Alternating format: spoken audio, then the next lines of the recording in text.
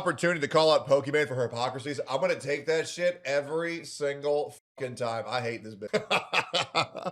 I do. I hate this bitch. Let's talk about it. 24 minutes of every Pokimane hypocrisy exposed. Let's talk about it.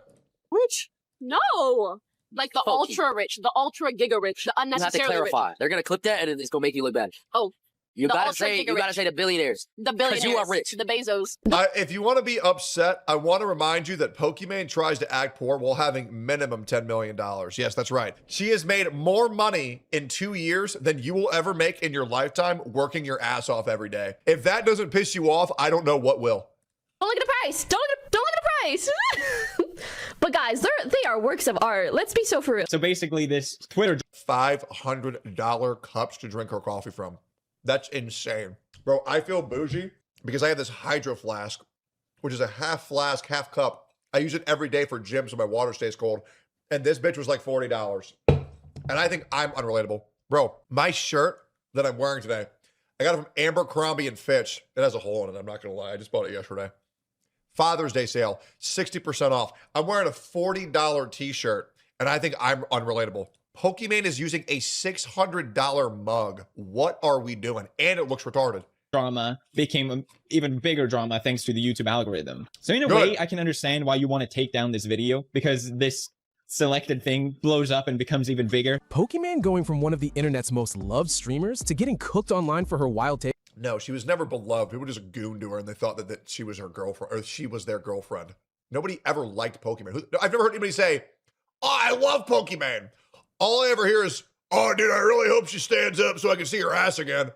That's all I ever hear. That's all anybody ever hears. Or, man, Pokimane said some dumb shit again. No one's surprised. Did not happen in one night. It was not one scandal, one bad clip, or one random controversy. It was a slow loss of trust, and the cracks were there long before people wanted to admit it. For years, Pokimane moved like she was almost untouchable. She was not just another big streamer, she was the clean, cozy, brand-safe face of Twitch. She had the fan base, the sponsors, the offline TV connection, and the image of someone who rose above the usual streamer chaos. Here's my opinion. If you are a streamer who has never had any controversy, and you are considered brand safe, you are fake as fuck. You are. There is no way that you have no opinions that are remotely controversial. There's no way. So you're either putting on an image or you're mindless. There's no in between. Pick one. To many viewers, she was proof that you could be massive online without always being buried in drama. But that polished image was more fragile than it looked. I'm not impressed by the success of an attractive female. She was born with a certain set of genetics. Oh, well, to be fair, she is quite talented. She's great at doing makeup. Editor, put an image of unmakeup Pokimane right here. Congratulations. A beautiful woman finds success. Okay, they rolled a dice. She earned nothing. This empire that she stands upon was not built by her. It was by lucky genetics, and I'll be real. She looks aight, but everybody knows beautiful women just have success thrown at them. And that's why everybody hates them so much, because they've worked for nothing and they act like they have. It's pathetic. You know how hard it is to succeed on the internet as a bald, fat guy? Like, good Lord, man. I've been busting my ass on this shit for 8 years. It's crazy. One of the first major cracks showed up around the copyright drama, when videos featuring her started getting hit with claims or takedowns. And this was not only about people ripping entire streams. Some backlash centered on commentary videos, screenshots, clips, and discussions about things she had already said publicly. That is why the Val Black situation looked messy. His video was a recap involving her and Keemstar, not some re-upload channel stealing a whole stream. So when it got taken down, people side-eyed the move, especially creators that copyright strike a valid criticism of their character is fucking pathetic. There's a difference between promoting baseless lies, like when people say Ethan Klein molested his kids. Obviously, that's a fucking lie. When people say Pokimane is stupid and I don't like her, and she claims shit like that, that is pathetic, bro. That is vile, disgusting, manipulative. I'll say that's Jew behavior, bro. Editor, cut that out. I'm a filthy goy. I can't say that. Because Pokimane's own content often involved reacting to other people's videos while talking over them with chat. Is that you're just drawing more attention to it. It's a Streisand effect every single time. The more you try and hide something, the more people are going to find out about it. That is where the internet really started pressing her. Once a huge creator uses copyright tools against criticism, the optics get ugly fast. Yep. It no longer feels like protecting your work. It starts looking like silencing people saying things you do not like, Because which is it a is. dangerous lane for someone who also benefited from reaction content. Yep. Then PewDiePie stepped into the conversation, and that changed the temperature instantly. Get his In his ass. video, Stop Doing This, he brought up Pokimane by name while talking about creators Good. using copyright strikes against criticism. Even though he understood why creators hate seeing their clips used against them, his main point was clear. Copyright should not become a weapon just because the commentary stings. He did not let her slide. All these people that I brought up today have examples of using other people's content for their own content. They could all get copyright striked just the same way they copyright strike other people or claim their videos. PewDiePie's point was simple. Copyright tools can get dangerous fast PewDiePie is my favorite Japanese person. when a creator with a huge platform uses them like a shield from criticism. And the hypocrisy was hard to ignore. You cannot build part of your brand by reacting to other people's content, then act shocked when people react to you. Yep. That was the lane people felt Pokimane had stepped into, Facts. and the internet was not quiet about it. PewDiePie It's like all these big gotcha space who make controversial content and then get surprised when they get controversial content made on them. Obviously, it's going to happen, bro. It comes with the territory. actually hit the nail right on the head. So in a way, I can understand why you want to take down this video. But again, PewDiePie was in the right by saying, But the problem here is that you're just drawing more attention to it. trying to like hide all that drama only ended up bringing more attention to it. Again, in the moment, I was just doing that because I thought it was something that would calm down all the drama. As more viewers saw the backlash, the vibe around her started changing. Her wholesome image did not fully collapse, but it definitely caught a crack. For the first time, more fans were asking if Pokimane really lived by the same standards she expected from everybody else. Obviously not. But then, she did something most creators avoid when the heat gets real. She actually listened. She responded publicly, admitted she was wrong, apologized, and stepped back instead of trying to talk her way around it. Although I was legally within my right to take down the video, morally and as a content creator, it wasn't something that I should have done because, I mean, at the end of the day, those were tweets that me and Keem made publicly and videos that we made publicly. So I totally apologize for that. For a moment, people respected that Good because for it her. felt like growth. That lesson did not stick for long, though. Sounds like a lesson she was taught to by her PR person. Not impressed. In 2020, the criticism came right back, but this time the focus was not copyright, it was her audience. YouTuber It's a Gundam uploaded a video titled "Simps Willingly Goes Homeless for Pokimane," and instead I forgot about this shit. I forgot that she fucked on It's a Gundam. It's a Gundam's a good ass dude too. of only going at Pokimane herself, he put the spotlight on the intense behavior inside parts of her fanbase. In the video, Gundam showed a private conversation between $2,000? What the f are we doing here? Holy crap! Who does that? 2,000? two fans, where one person claimed he had donated over $1,000 to Pokimane while being 4 months behind on rent. That detail hit people hard because it made the whole parasocial situation look way darker. Oh yeah. Gundam argued that some fans were so locked in that they believed donating money could somehow make them special to her. He also clowned her content style, saying a lot of it came off like low-effort reaction content and trend chasing, even while pulling huge views. Pokimane clearly did not take that lightly.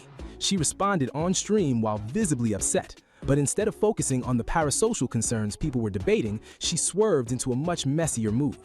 She called out the sponsor of the video. To be fair, I actually can't believe anyone would sponsor these shenanigans. And that is when the whole Jesus. vibe shifted. For a lot of viewers, Pokimane publicly calling out the sponsor crossed a serious line. This was not Of some course. tiny creator She's one of the people who sparked creators to go after people's sponsors.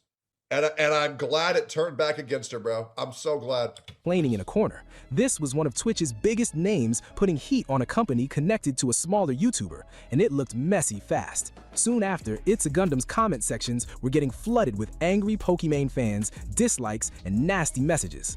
And the wild part is that it almost proved the exact point he was Yep. making. The issue was not just that Pokimane Community's disagreed fucking with him, nuts. the issue was that she barely engaged with the bigger concern, Yep. which was how intense and unhealthy parts of her fanbase could get. Instead of really addressing that parasocial behavior, she aimed at the sponsor angle.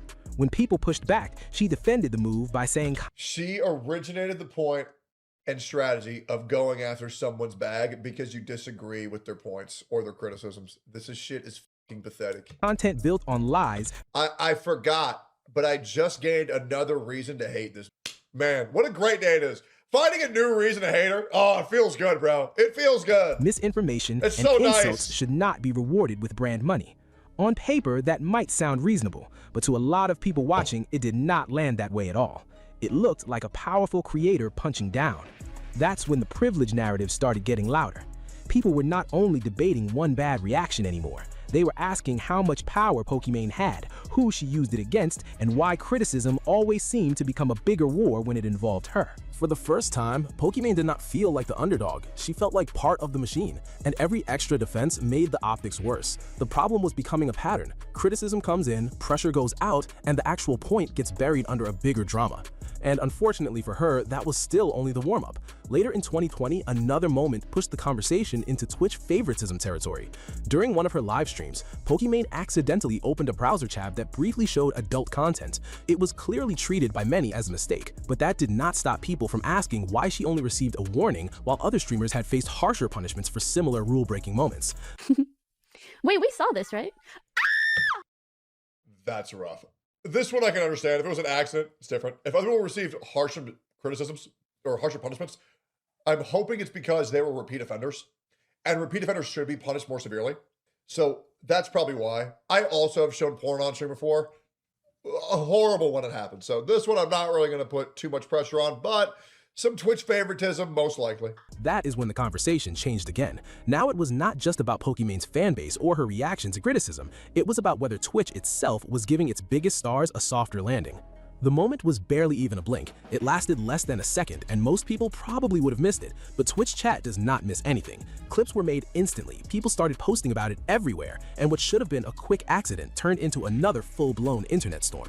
Pokimane moved fast. She took the stream down and explained that it was a mistake, but the real drama was not the tab itself. The real drama was what Twitch did next. They did not ban her, suspend her, or put her channel on pause. Pokimane later said she only received a warning, and that was all critics needed to hear.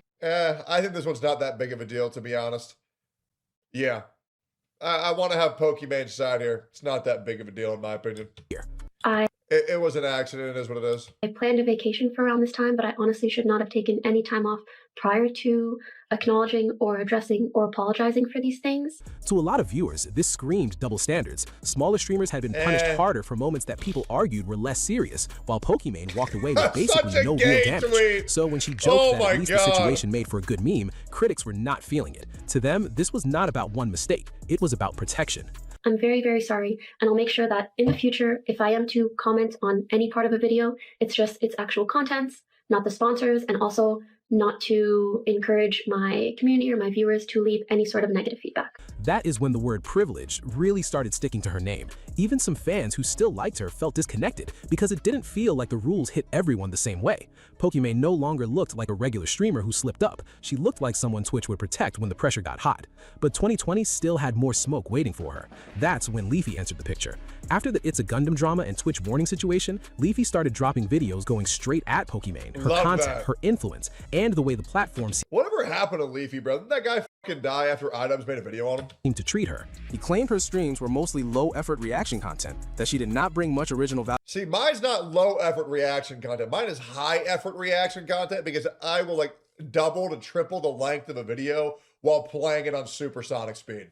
So this is what we come here for, is high quality, high effort reaction content. To the space, and So that she me and her are benefited from not a the system same. that gave her We're softer nowhere in treatment. we're not even in the When same people- ballpark. So we're 10 minutes into this video. I'm playing it on 25% increased speed, and we've already reacted for 15 fucking minutes, minus whatever the fuck is edited out. So this is what it's like to be a high effort reaction streamer. So W's for me, of course. I'm like, oh my god, $28 for cookies? It's 4 bags. That's $7 a bag. Oh, I that's what know, hurts. math is hard when you're an idiot, but like if you're a broke boy, just say something. But then he pushed the Like, dude, I wish women could suffer the consequences for just being such unlikable, detestable pieces of shit.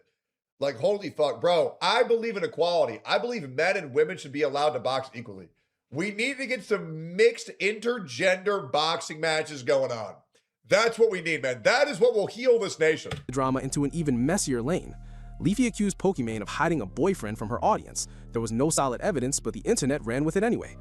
A female streamer hiding a boyfriend from their audience because they know that they can't have a parasocial viewership if they know they're getting dicked down by some other guy, because the only reason why people will watch them is because they're parasocially involved in the thing that they're their girlfriend and they jerk off to them every day. No way! That isn't 95% of female streamers. Hashtag Pokimane boyfriend started spreading fast, and surprisingly, the loudest reactions were not only coming from haters, it came from her own fans. Some felt betrayed, some felt embarrassed, and others had to realize they were emotionally invested in a person they did not actually know. Yep. Pokimane never promised she was single, and she never said fans had a chance with her, but she also had not made that lying by omission, bro. Come on. Boundary loud enough for everyone to hear. That parasocial fantasy cracked fast. Pokimane tried to laugh it off by posting a picture next to a cardboard cutout of Barack Obama and joking that he was her boyfriend. But by then, the situation had already gone past meme territory. Leafy was eventually banned from YouTube for— You know your audience is fucked up when they say, oh my God, you lied to us. You had a boyfriend this whole time. I thought what we had was special. Yeah, I know. I know. Claiming her audience is entirely parasocial is just so out of left field. How could you even say that? I don't know, because it's the fucking truth. Repeated harassment policy violations, but the drama around Pokimane did not vanish with him. Then, Pokimane announced she was taking a month away from streaming to focus on her mental health. On paper, that was understandable. The internet was loud, the pressure was nonstop, and anyone would need space. But the timing made people even more suspicious. Fans wanted answers, and to them, it looked like she was— I don't believe that Pokimane is an actual streamer.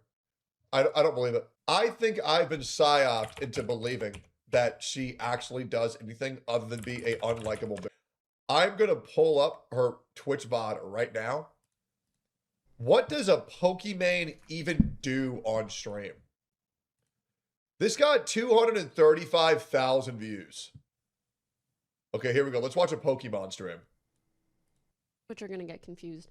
Anyways, what's the benefit of Streamer University for you, though? I love to pass on knowledge. Damn, bro, she's looking rough. The years did not favor her. Do people actually watch this? Only time that I can go see my family in Morocco, Fortnite player and retired Valo player. I don't know. Brother, you're 30 years old. Why are you making faces like this? What are you doing? I don't know. Okay, cooking. Like, this is a perfect hiding spot because you kind of look like the pole, you know what I mean? I cannot believe that this woman gets like 6,000. How many people watch that stream? I'm going to guess 6,000. How many people are going to say, oh, you know what? I'm going to pull up a Pokimane stream right now. Let's look at this. Oh my God, chat. That stream had 11,000 viewers. That she lost followers the entire time. 11,000 people were watching that shit. Does that not make you hate your life? You share the space, you share the earth with avid Pokimane watchers. Is that not horrifying to think about? Think about that. Stepping away right when the heat was at its scary highest. shit. About 2 weeks into that 4-week break, Pokimane came back with an apology video. In it, she admitted she made a mistake by leaving before addressing everything properly. True. She also brought up the It's a Gundam sponsor situation again, and admitted she should not have gone after his sponsors. For the first time, she treated the boyfriend rumors seriously. She explained that her personal life and career needed a firm line between them, and that viewers were not owed access to her relationships. That part actually landed with some people, because she was right. Donating, subscribing, or watching every stream does not mean someone owns a creator's private life. For a while, the storm cooled down. The clips slowed, the hashtags faded, and Pokimane kept streaming. But the trust was not fully repaired. Fans had seen behind the curtain, and the old image was harder to buy. Pokimane was no longer just the friendly streamer reacting to videos in her room. She wasn't just a streamer anymore. She was a brand. She had serious influence, and by that point, people knew she understood how— Imagine having your worldview influenced by Pokimane. I'm sorry, bro. What a sad reality that is. Well, I heard this from Pokimane, so it seems pretty credible. Good God, bro. Holy, we're all just goy cattle, bro. The Jews are right. how to use it. That realization sat in the background for years, until 2023, when Pokimane launched something that was supposed to bring her closer to her audience, but instead became one of the messiest controversies of her career. I don't know Say the cookies. what would possess her to say something so rude and nasty Say the cookies. to the audience she is trying to sell this product to. Say the To cookies. directly shame the consumer that you want to buy into your product is a galaxy brain tactic.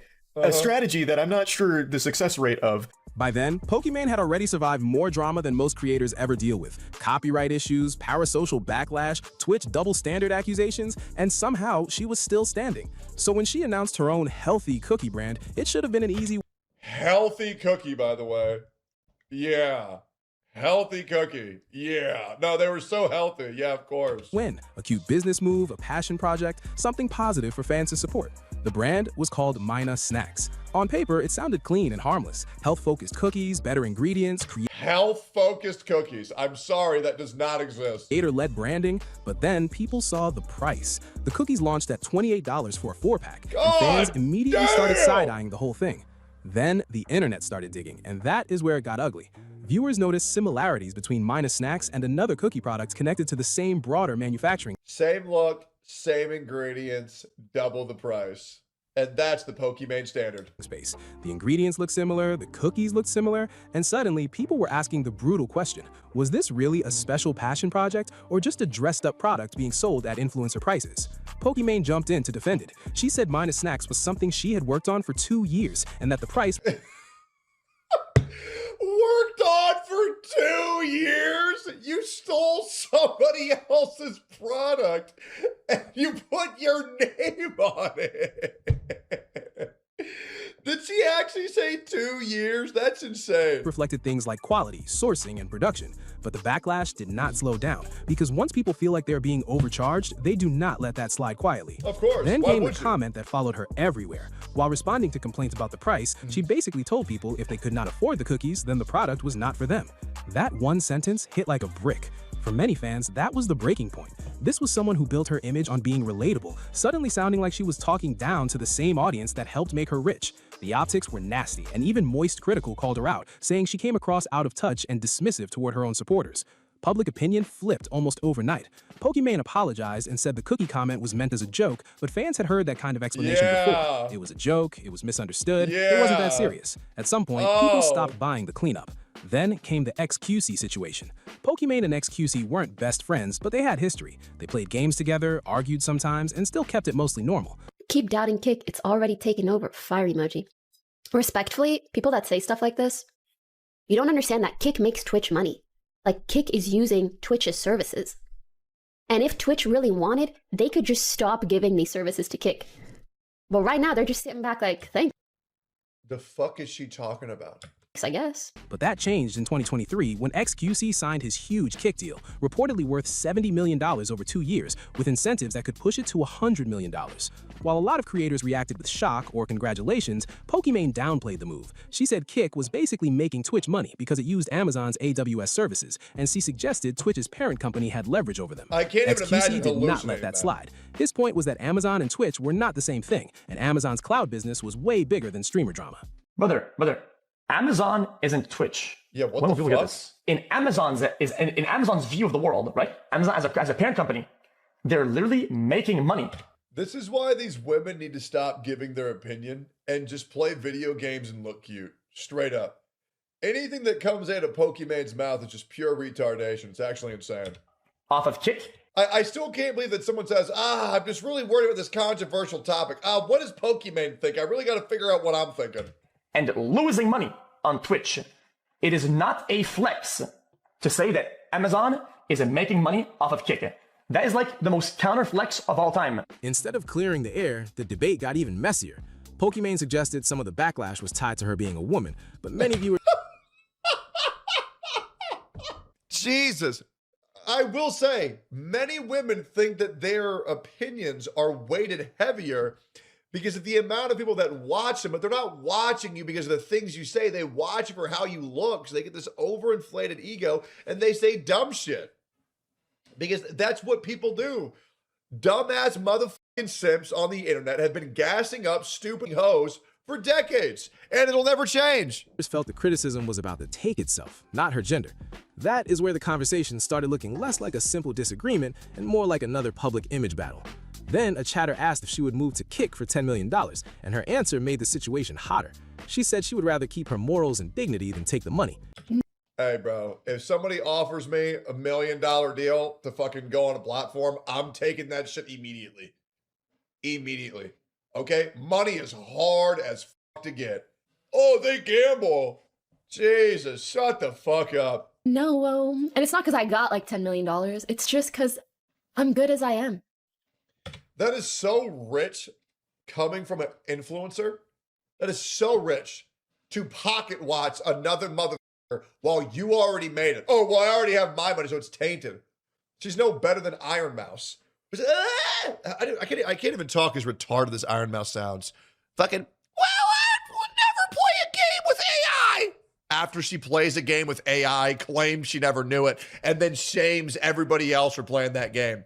Small content creators trying to get theirs because it's hard as fuck out here. Why would I Shut up. compromise my morals and ethics for more money when I have money? Something about that is so cringe to me personally.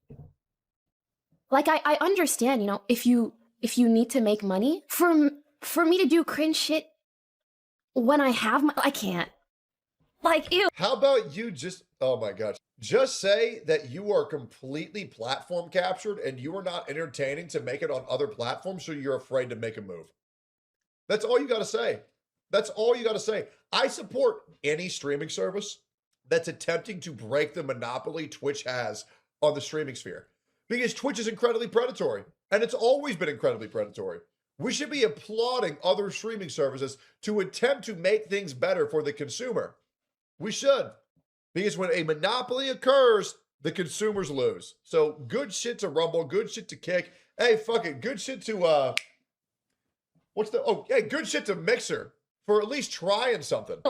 To her supporters, that sounded principled. To critics, it sounded like shade dressed up as values. Obviously. XQC fired back by calling out what he saw as double standards. Of course. He argued that if Pokimane wanted to take the moral high ground over Kick's gambling ties, then she also had to be honest about Amazon and Twitch not being perfectly clean either. True. Or we could talk about her other close friends that took stake deals that gambled on a daily, which ended up using more of their audience than I did for Gamba, and actually had more stream hours on the sites than I did.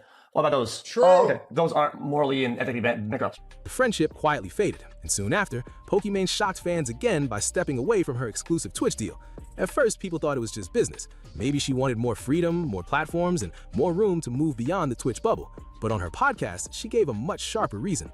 Pokimane blamed Twitch culture, especially what she described as the rise of manosphere and red pill content. She said some major male creators were helping normalize misogyny and toxic masculinity on the platform, and that was a heavy accusation. The problem, I think more misogyny is good on platforms where women succeed by selling softcore pornography to children. I do. I believe these women should be shamed because they are promoting lifestyles to the younger generation that encourage a life of prostitution. And so I believe we do need more misogyny in order to counteract that, because the role models for women have never been worse. I think it's fine. The problem was, a lot of viewers were not fully buying it.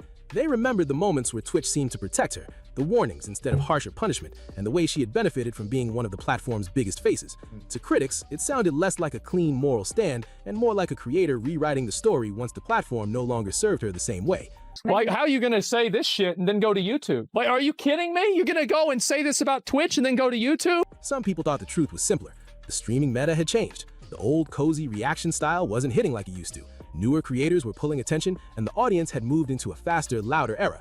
Even Asmongold pushed back, arguing that if red pill content was the real issue, YouTube had plenty of that too, so the explanation felt shaky. Then came 2025, and the irony got loud.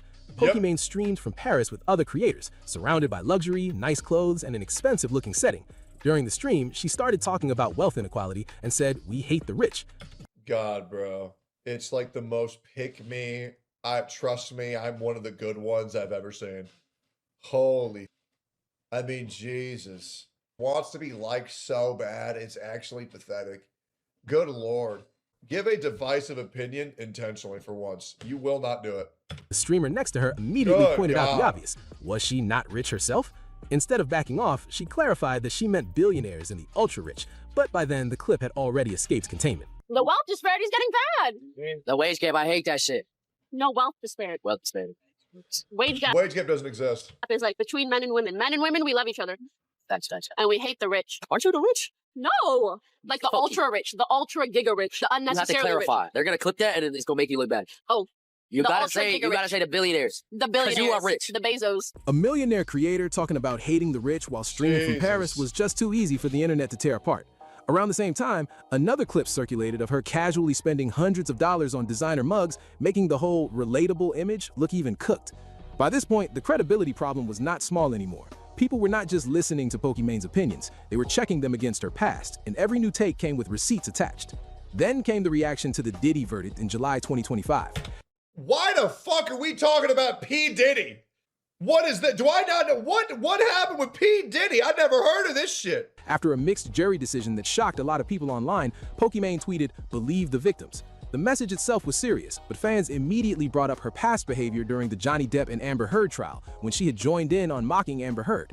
And once again, the issue was consistency.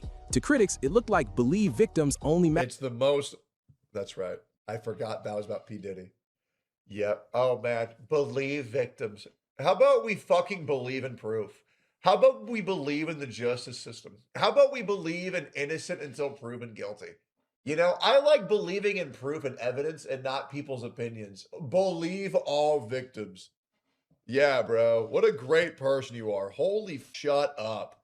Good Lord. Mattered when it was convenient, popular, or safe to say. Pokimane apologized, but this time the apology did not hit the same. Good. Fans pushed her to apologize directly to Amber Heard, while others filled her replies with sarcasm, turning the whole thing into another ugly internet pile-on. Why the fuck would you apologize to Amber Heard? She was a psycho nut job and completely ruined Johnny Depp. But thankfully, due to her idiocy,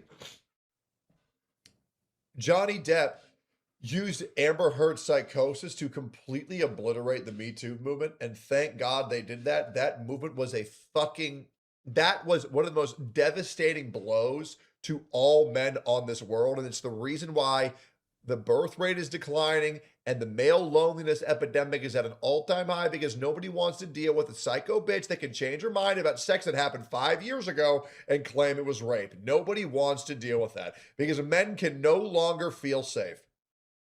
And it's horrible. It's horrible. Don't look at the price. Don't look at the price. But guys, they are works of art. Let's be so for real. That is the problem with claiming the moral high ground online. Without real accountability behind it, people start seeing it as performance. And that is where Pokimane's story lands. Not with one giant career-ending scandal, but with years of little moments stacking up until the old relatable image didn't feel real anymore. Power replaced relatability, influence replaced accountability, and no matter how many times she tries to move forward, the past keeps pulling up because the internet never forgets, and audiences eventually stop pretending they don't see the pattern. So what do you think? Was Pokimane unfairly targeted, or did years of If you think that, you're retarded. Hell no! You gotta be dumb as shit if you think that. Absolutely not. Bro, this channel's awesome. Bro, look at all these videos, man. Great thumbnails. You know, hey, they're farming, bro. They are farming. I gotta react to more of this shit. This channel's fucking gold. I'm gonna watch all of this shit. All right. Hey, like, comment, subscribe.